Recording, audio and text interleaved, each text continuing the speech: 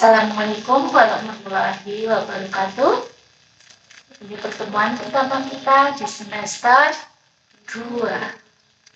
Ya, di semester 2 kelas 7. Kita akan belajar IPA. Silakan dibuka modulnya. Ya.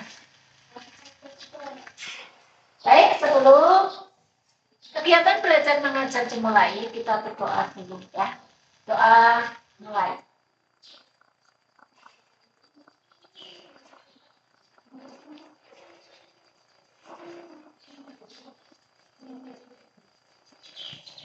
Doa selesai. Semoga kegiatan hari ini bisa lancar ya. Semuanya hadir ya. Silakan nanti tulis kehadirannya di kolom komentar. Oke.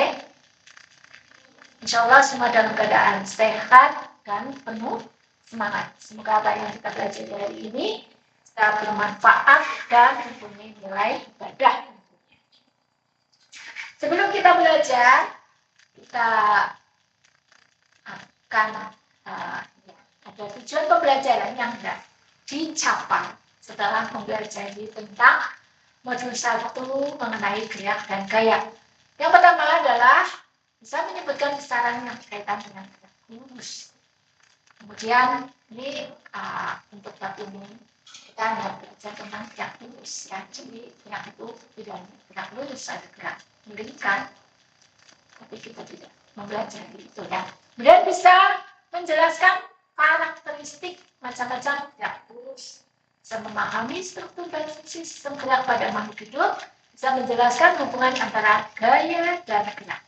Ini adalah besaran turunan. Dulu di semester 1 kita sudah belajar tentang besaran ya. Ada besaran pokok, ada besaran turunan. Selanjutnya bisa mengidentifikasi hukum Newton 1, hukum Newton 2, dan hukum Newton 3. Selanjutnya, profil pelajar Pancasila yang bisa kita munculkan dari modul ini adalah memunculkan karakter mandiri, gotong royong, dan kreatif. Ada kata kunci untuk bisa memahami lebih dalam dari modul 1, yaitu kita harus bisa memahami apa itu gaya gerak lurus, hukum Newton 1, hukum Newton 2, hukum Newton 3, dan jarak dan perpindahan. Sebelum masuk ke materi, ini ada ilustrasi sebuah bola yang mendapatkan tendangan.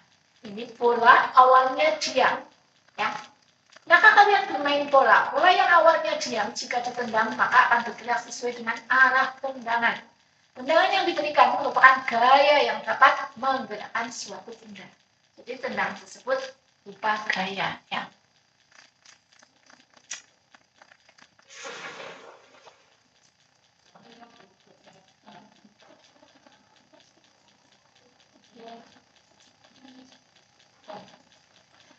Nah, ini tendangan tersebut berupa gaya. Dan gaya di sini bisa mengubah arah gerak benda. Terdapat macam-macam gaya yang bisa diaplikasikan dalam kehidupan sehari-hari. Itu ada gaya dorong dan gaya tarik.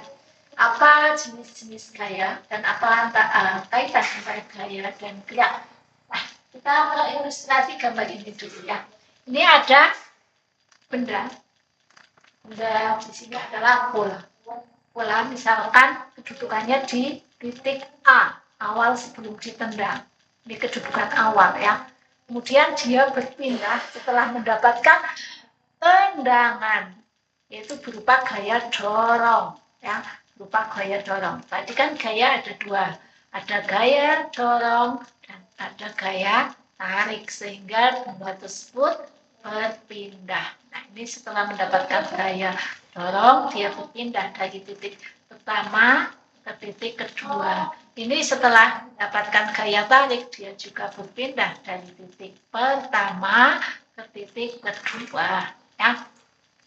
Nah, ini gambarnya harusnya sama ya, cuma ini untuk ilustrasi saja. Semoga bisa dipahami. Ini namanya gaya dorong. Gaya dalam fisika lambangnya F ya, dari kata force, force. Ya. Kemudian ini gaya Nah, ini batasannya ini. Batasannya ini. Ini gaya dorong. Ini gaya tarik. Ini benda awalnya di kedudukan pertama, kemudian bergerak menjadi di posisi kedua setelah mendapatkan gaya tarik. Ini bendanya ditarik ya sejauh S. Ya, S. Nanti kita kenal ada S. Itu jarak. Nah, ini namanya gaya tarik. Nah, kembali ke bola ini. Bola yang tadinya diam.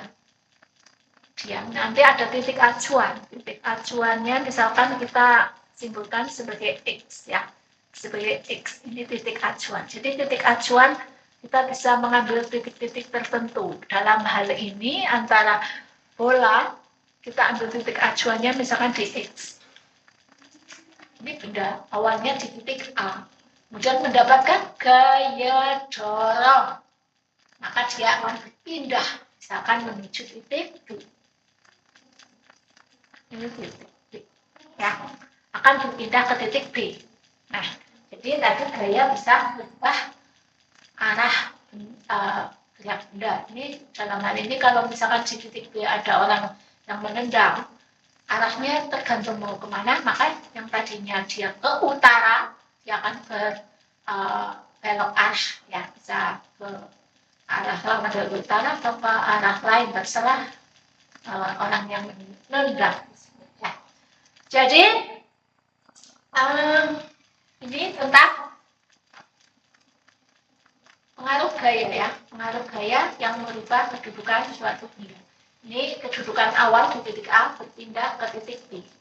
Gaya ada dua, ada gaya dorong dan ada gaya tarik. Sekarang benda yang tadinya diam kemudian menjadi bergerak. Nah, benda dapat bergerak ketika ada pengaruh dari luar yang mengenainya. Dari luar bola, dari luar benda. Ada gaya tendang ya tadi atau gaya dorong. Ya. Benda dikatakan bergerak jika mengalami perubahan kedudukan terhadap titik acuan atau benda lain. Ini yang tadi kedudukannya di A, kemudian berpindah ke B. Titik acuannya adalah X. Jadi dia akan berpindah, misalkan setelah diukur dia berpindah sejauh berapa ya? Sejauh misalkan 25 meter. Misal ya. Nah, itu gerak benda adalah perubahan kedudukan benda terhadap titik acuan tertentu. Nah, ini kedudukannya tadinya di titik A, titik acuan sebagai pembandingnya adalah di titik B. Kemudian benda di titik A akan berpindah ke titik B, kedudukan di A. Nah, kedudukan itu adalah besaran. Salah satu jenis gerak bisa kita temui dalam kehidupan sehari-hari adalah gerak lurus. Ya, tadi di atas. Kemudian besaran fisika pada gerak lurus, besaran yang berkaitan dengan gerak lurus di sekitar kita. Yang pertama ada kedudukan, jarak, perpindahan, kelajuan, kecepatan dengan penjelasan seperti itu. Oke, kita kupas satu persatu. Pertama kedudukan. Dalam hal ini tadi benda bola kedudukannya di titik A, ya A sebagai kedudukan awal. Kemudian B sebagai kedudukan akhir. Kemudian X sebagai titik acuan. Nah, kedudukan menyatakan letak benda dalam waktu tertentu terhadap titik acuan. Jadi ini ada waktu tertentu. Berarti waktu tertentunya itu setelah dan sebelum mendapatkan gaya. F ini gaya ya. Gaya. Jadi gaya ada berupa dorongan, ada berupa tarikan. Jadi benda di titik A ketika belum mendapat gaya, tapi setelah mendapat gaya sebesar F, dia berpindah ke titik B. Ya, kedudukan awalnya di A, kedudukan akhir di B. Kedudukan awal itu titik acuannya adalah terhadap X.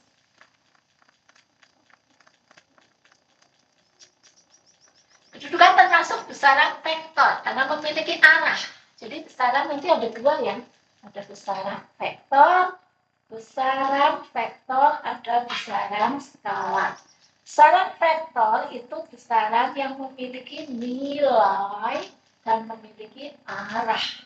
Kemudian besaran skalar itu hanya memiliki nilai saja dan memiliki arah. Sekarang kedudukan, kenapa dia dikatakan sebagai besaran vektor? Karena dia memiliki arah selain juga memiliki nilai. Ya, kedudukan kata lainnya adalah posisi. Ini sama dengan posisi. Kedudukan itu sama dengan posisi.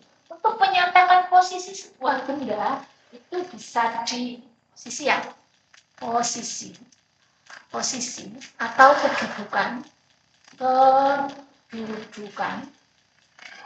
itu bisa dinyatakan dengan di atas atau di bawah, di atas buku, di bawah buku, di dalam atau di luar. Terus apa lagi? Di atas, di bawah, di dalam, di luar, kemudian bisa di depan, lawan depan berarti bisa di belakang. Kemudian apalagi bisa di kanan atau kiri. Ya, makanya ini ada arahnya. Maka kedudukan disebut sebagai besaran vektor, ada nilai, ada arah. Misalkan ini, ya kedudukannya di A itu sebagai 0 meter. Itu adalah nilainya, 0 meter. Nah, ini bisa dikatakan kedudukannya itu di sisi kanan titik acuan. Ya, kedudukan kan bisa posisinya di kanan, di kiri, atas, di bawah, itu ya. Jadi dia memiliki nilainya berapa 0 meter, kemudian arahnya, dia posisinya di mana? Di kanan titik acuan. Misalkan titik acuannya di sini, ini sebelah kanannya. Itu maka kedudukan dikelompokkan atau dikategorikan sebagai besaran vektor karena memiliki nilai dan arah. Nah, kedudukan menyatakan letak benda dalam waktu tertentu terhadap titik acuan. Waktu tertentu tadi adalah sebelum dan setelah menerima gaya. Kedudukan termasuk besaran vektor karena memiliki arah, juga memiliki nilai. Ya, besaran vektor itu cirinya kalian memiliki nilai juga memiliki arah. Kemudian ada besaran lain yang akan kita kenali dalam bab ini adalah jarak. Ya, jarak itu lambangnya nanti S. Nah, ini di sini bawah ada ya. Jadi jarak mana-mana jarak. Nah, ini jarak lambangnya S. Adalah panjang lintasan yang ditempuh. Panjang lintasan yang ditempuh saat benda bergerak. Jarak termasuk besaran skalar karena tidak memiliki arah. Jadi nanti kita akan membedakan antara jarak dan perpindahan ya. Jarak dan perpindahan. Perpindahan dipengaruhi oleh kedudukan awal dan kedudukan akhir, tapi tidak dipengaruhi oleh lintasan yang ditempuh. Perpindahan termasuk besaran vektor karena memiliki arah. Oke, kita bedakan. Ini ada jarak, ada apa lagi satu? Ada perpindahan. Sedangkan jarak dan perpindahan lambangnya sama-sama S. Bedanya di mana? Oke, kita lihat perbedaan. Ini yang sekarang ke jarak dulu. Jarak lambangnya sama S. Ya. Misalkan ada benda dari titik A, posisi awal, kemudian ke titik B. Ini benda bergerak dari A ke B, kemudian bergerak ke C. Ya, misalkan bergerak dari A ke C. Maka jarak dari A ke C itu misalkan dari sini adalah 5 berapa ya? Misalkan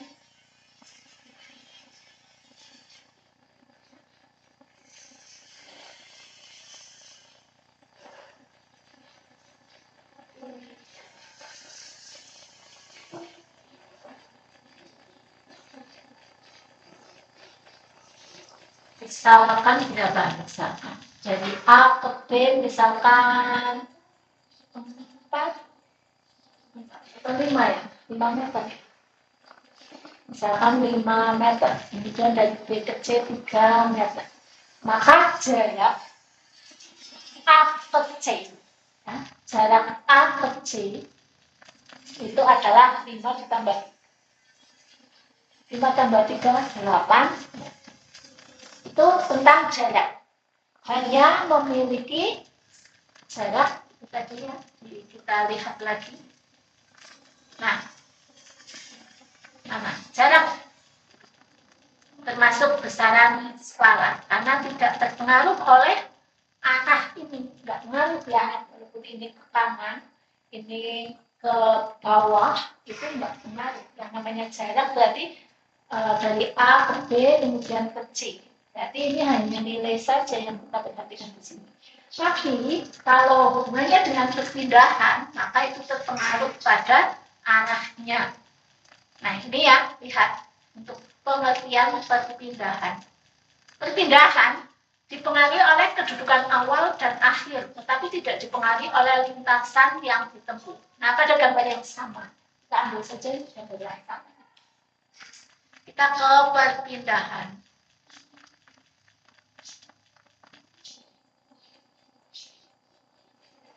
Ambil gambar. Sekarang perpindahannya sama-sama S lambang. Berpindah, lambangnya sama-sama S. Ada ilustrasi yang sama, misalkan dari titik A ke titik B, B ke titik C, ya, dari titik A ini menempuh 5 meter, kemudian ke titik D ini menempuh 3 meter, maka perpindahan atau S itu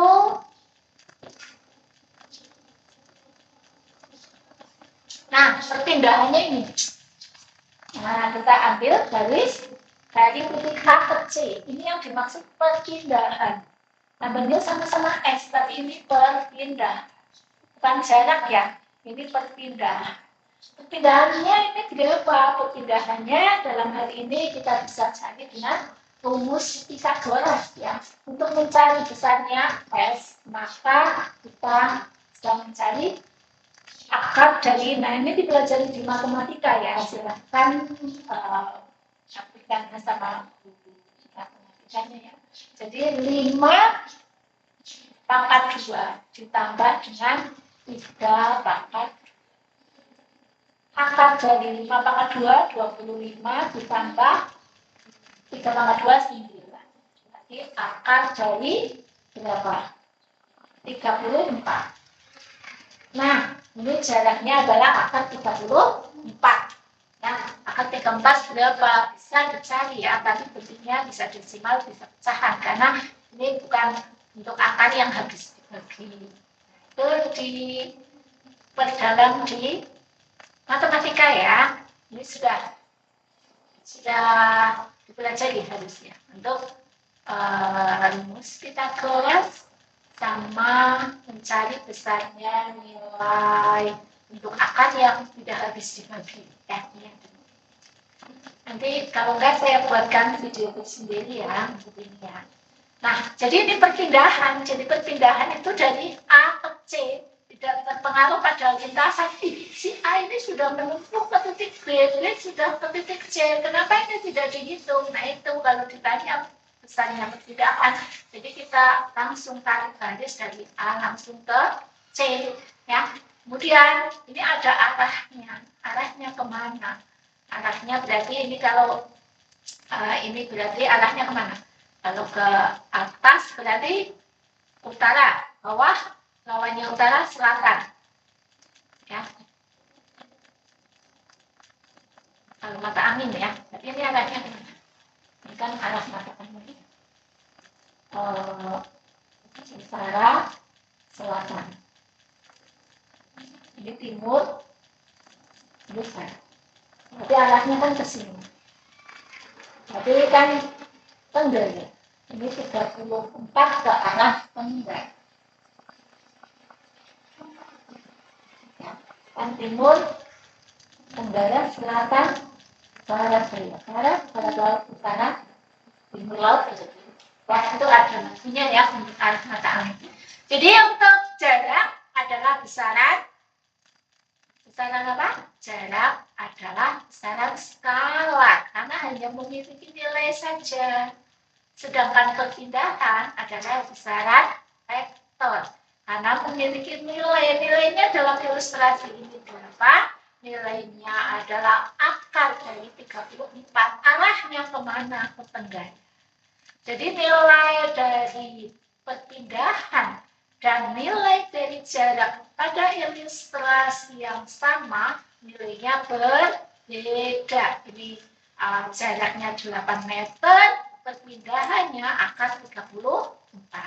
Jadi akar 34 itu berapa? Oke lah, akar 34 itu ada di antara akar 25 dan akar 36.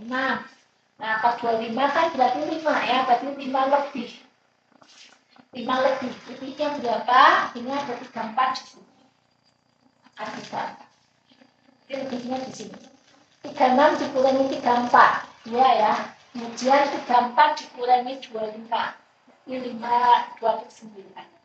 Ini kalau mau dibuat desimal berarti 5. Ini dikasih 0, ini di koma. 20 dibagi 9 itu 2, sisa 2. Nah itu kan 2 dikasih 0 lagi, berarti 22.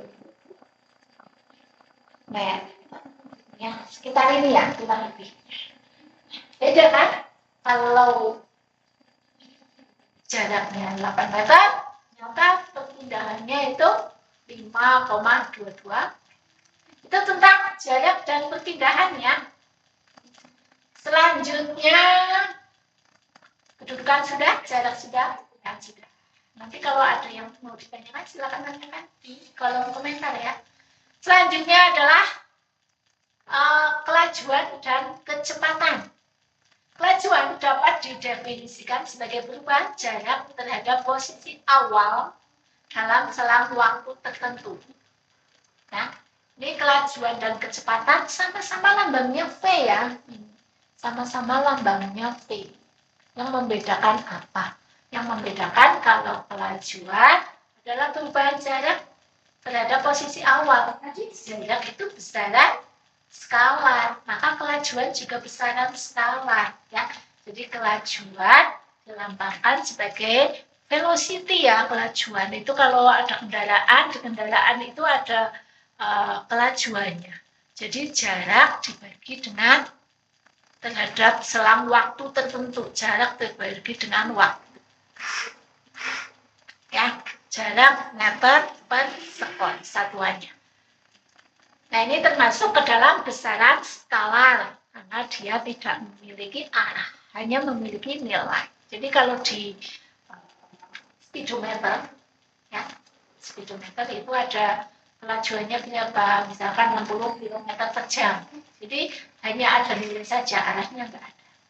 Sekarang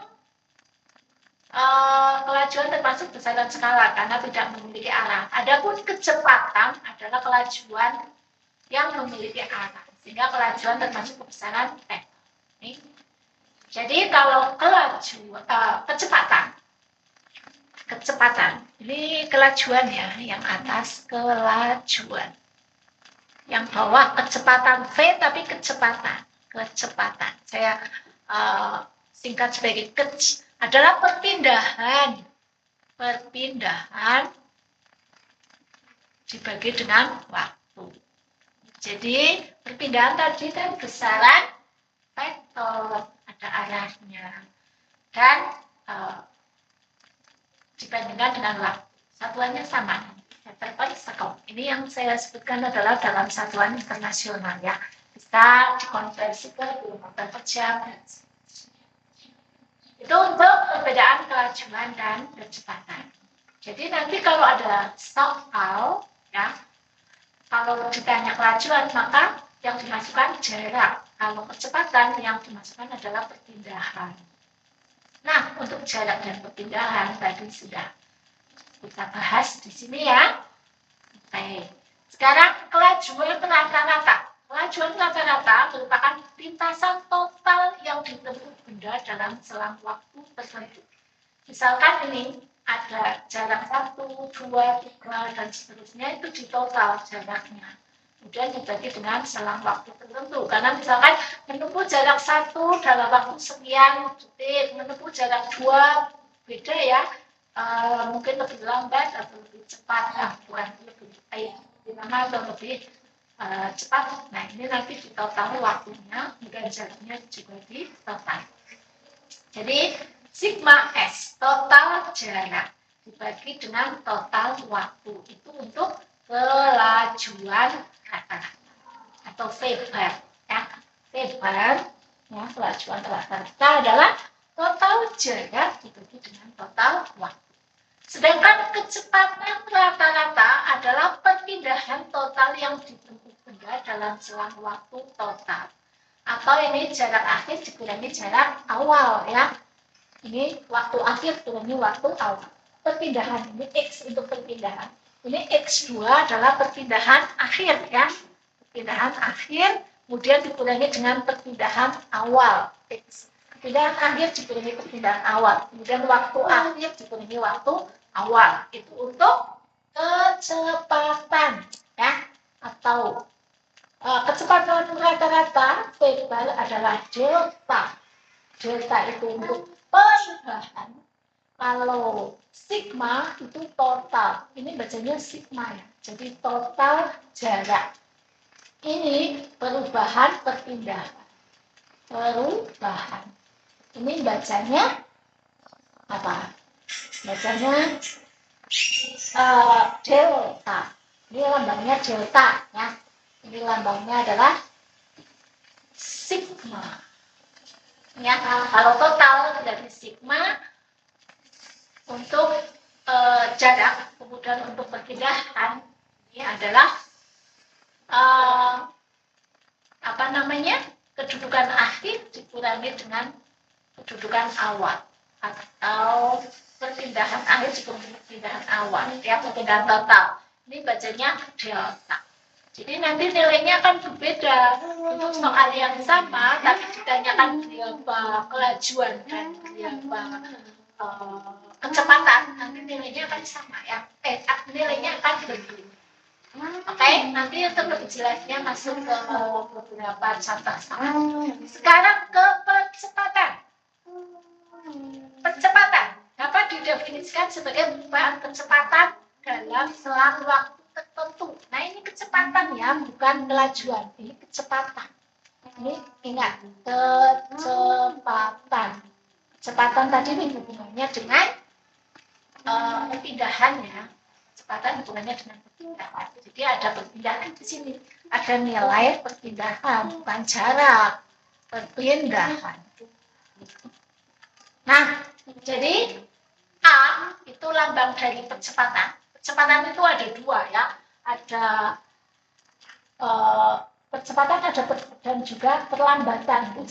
Ini percepatan, ini ada perlambatan. Kalau semakin lama semakin cepat, namanya percepatan. Kalau semakin lama semakin lambat gerak benda, maka namanya perlambatan. Nah, untuk percepatan itu adalah kecepatan dibagi dengan waktu. Kecepatan tadi lambangnya, satuannya meter sekon, waktu, ini delta. Delta itu perubahan. Ya, perubahan kecepatan dibagi dengan perubahan waktu. Nah, ini untuk percepatan rata-rata ya, perubahan kecepatan dibagi dengan perubahan waktu. Sedangkan percepatan, bukan percepatan rata-rata, kalau percepatan adalah kecepatan dibagi dengan waktu. Oke? Nah, sampai di sini ada yang ditanyakan?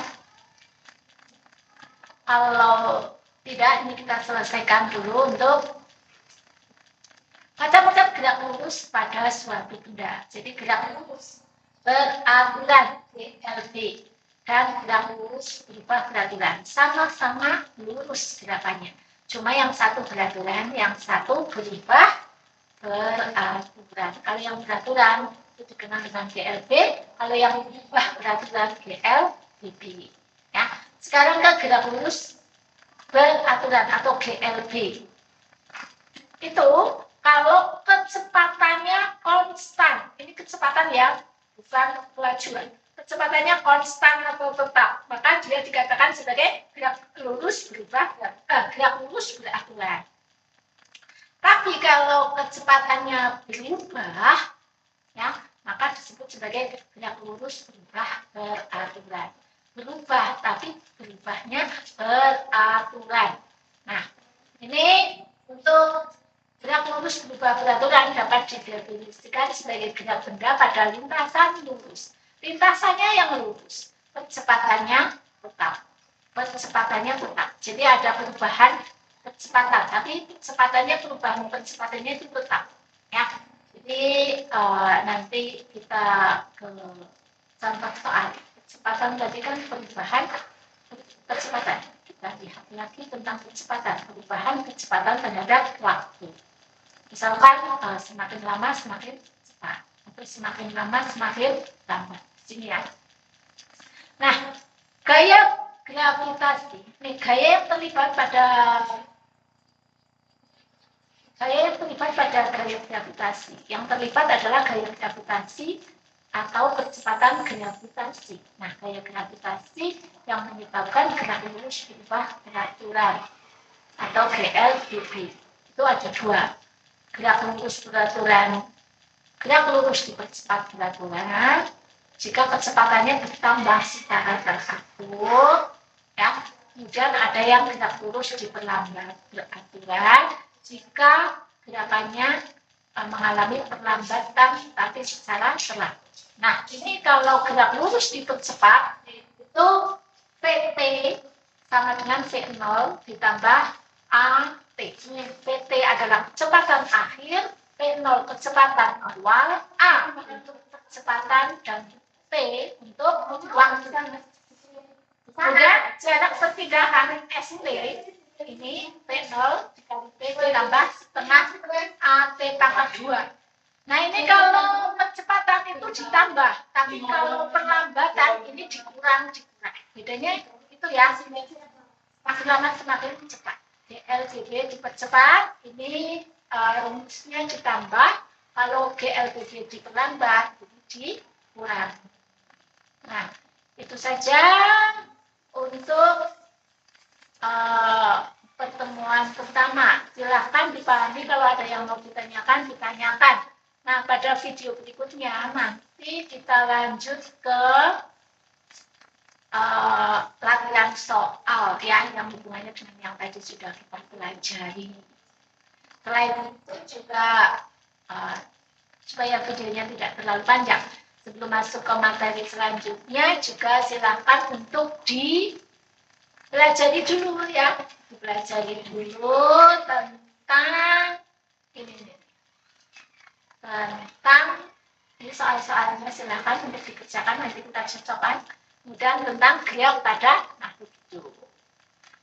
Itu saja untuk video pertama ya, tetap semangat. Silakan kalian absen di kolom komentar. Kalau ada yang mau ditanyakan, tanyakan, dan ini jawabannya silakan dijawab dan ditulis di kolom komentar ya. Oke? Kurang lebihnya saya minta maaf, tetap semangat, dan saya Assalamualaikum warahmatullahi wabarakatuh.